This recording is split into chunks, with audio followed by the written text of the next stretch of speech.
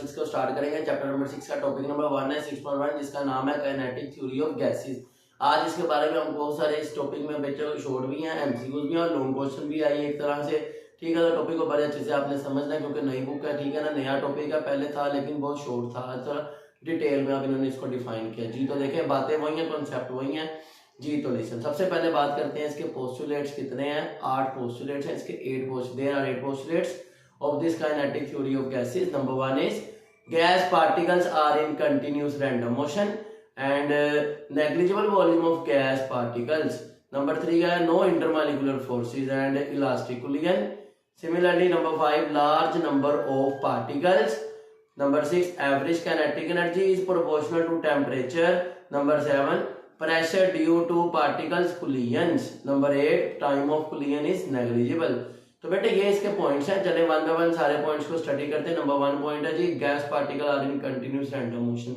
जैसे नाम से पता चल रहा है कि गैस के मॉलिक्यूल क्या होते हैं, कंटिन्यूस रैंडम मोशन में होते हैं। ठीक है, चले पढ़ते हैं इसके बारे में डिटेल में जी। तो gas molecule are in perpetual random motion, ठीक हो गया, ये एक तरह की खास तरह की रैंडम मोशन होती है। ठीक है, फिर कहता है कि they move in straight line, straight line में मूव करते हैं until they collide with either another molecule और वॉल्स ऑफ कंटेनर के। वो मॉलिक्यूल इस तरह मूव करते हैं, वो एक दूसरे से भी टकराते हैं और जिस कंटेनर में गैस फिल है उसके वॉल से भी टकराते हैं, कोलाइड करते हैं।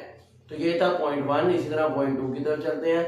Negligible volume of gas particles, gas particles का जो वॉल्यूम है वो क्या होता है, नेग्लिजिबल, ना होने के बराबर। आइए देखते हैं। The volume of individual gas molecule is negligible as compared to the total volume of gas. अब एक मॉलिक्यूल का इतना वॉल्यूम नहीं है as compare to whole gas molecule का, ये कहने का मतलब है। ठीक है, हाँ जी। कहता this mean that particles are considered point masses with no significant volume. वो एक बहुत कम है कि उसको हम काउंट ही नहीं करते, ये कहने का मतलब है। बहुत स्मॉल वैल्यू है उसकी, इसलिए उसको ये कंसीडर नहीं करते। बात इतनी सी है जी। तो नेक्स्ट है नो इंटरमॉलिक्यूलर फोर्सेस, के कोई इंटरमॉलिक्यूलर फोर्सेस नहीं होती।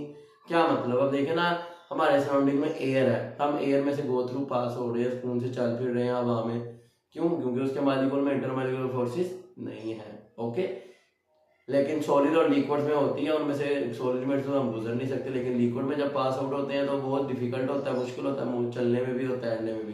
क्यों? क्योंकि उनमें इंटरमॉलिक्यूलर फोर्सेस होती हैं जी। तो बेटे इसको पढ़ते हैं। देयर आर नो अट्रैक्टिव और repulsive forces between the gas molecules. The particles do not exert force on each other except collisions.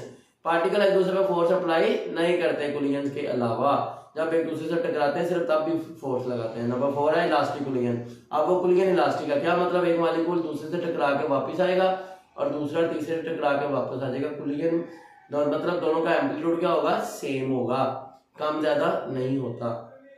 इसी तरह नेक्स्ट कहता है, इसको डिटेल में पढ़ते हैं इलास्टिक collision को। The collision between gas molecule and between molecules and walls of container, के आपस में भी और कंटेनर के साथ जब उनकी कोलिजन होती है तो क्या होता है, आर परफेक्टली इलास्टिक, मुकम्मल तौर पर इलास्टिक होती है। इलास्टिक हमने पढ़ा हुआ है, चैप्टर नंबर 2-3 में पढ़ा था। इलास्टिक कोलिजन वो होती है जिसमें काइनेटिक एनर्जी कंजर्व हो, कि जितना डिस्प्लेसमेंट उसने कवर किया है कोलिजन से पहले और बाद में भी उतना ही कवर करेगा वो मॉलिक्यूल, तो वो कोलिजन क्या होगी, उसकी इलास्टिक होगी। इसी तरह कहता है कि this means there is no net loss in kinetic energy, kinetic energy में कोई लॉस नहीं होगा during collision and the total energy is conserved. ठीक हो गया। इसी तरह नंबर 5 है large number of particle, particle बहुत लार्ज होते हैं इसमें। ठीक है, let's see a gas contain a large number of particle, बहुत ज्यादा लार्ज नंबर, बहुत ज्यादा तादाद में मॉलिक्यूल्स होते हैं। ठीक है, this number allow for use for statistical methods to describe the properties of gases. ये मेथड हम यूज करते हैं प्रॉपर्टीज को डिस्क्राइब करने के लिए। किसकी प्रॉपर्टीज, गैसेस की प्रॉपर्टीज को। सिमिलरली नंबर 6 है average kinetic energy is proportional to the temperature, कि जो काइनेटिक एनर्जी है वो प्रोपोर्शनल है किसके, टेम्परेचर के। टेम्परेचर जितना ज्यादा होगा उतनी काइनेटिक एनर्जी बढ़ती है। जैसे हम पढ़ सके हैं ये बात कि जब हम हीट करते हैं किसी भी ऑब्जेक्ट को, मॉलिक्यूल की काइनेटिक एनर्जी बढ़ती है।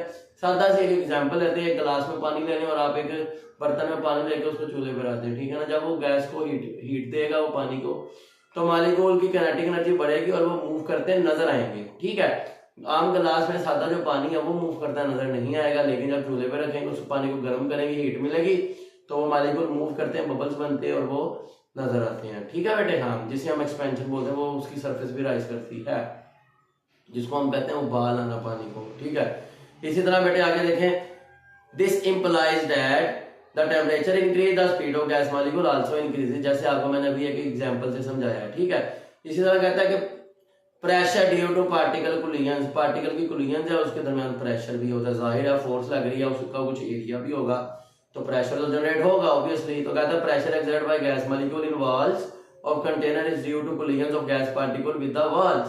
अब वो वॉल का एक एरिया, आप उस पर जो पार्टिकल फोर्स लगाएंगे जब कोलाइड करेंगे तो उस एरिया पे जो फोर्स लग रही है वो उसके प्रेशर की इक्वल है। ठीक है, कहता है कि the force exerted by the gas particle during collision पर एक्सर्ट प्रेशर। ओके बेटे, हाँ।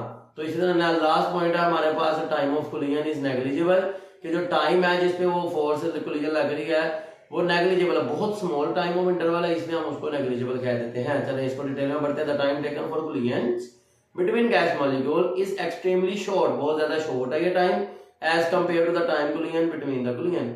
जब वो टकरा के आ रहा है और दो कोलिजन के दरमियान जो टाइम है वो ज्यादा है और उनको टकराने का टाइम बहुत कम है, इसलिए वो काउंट नहीं करते। ठीक है, तो कहता है this assumption simplifies the analysis of particle dynamics. तो इस तरह हमें डायनामिक्स के बारे में पता चला। डायनामिक्स हम पता है study of motion of objects, causes and effects.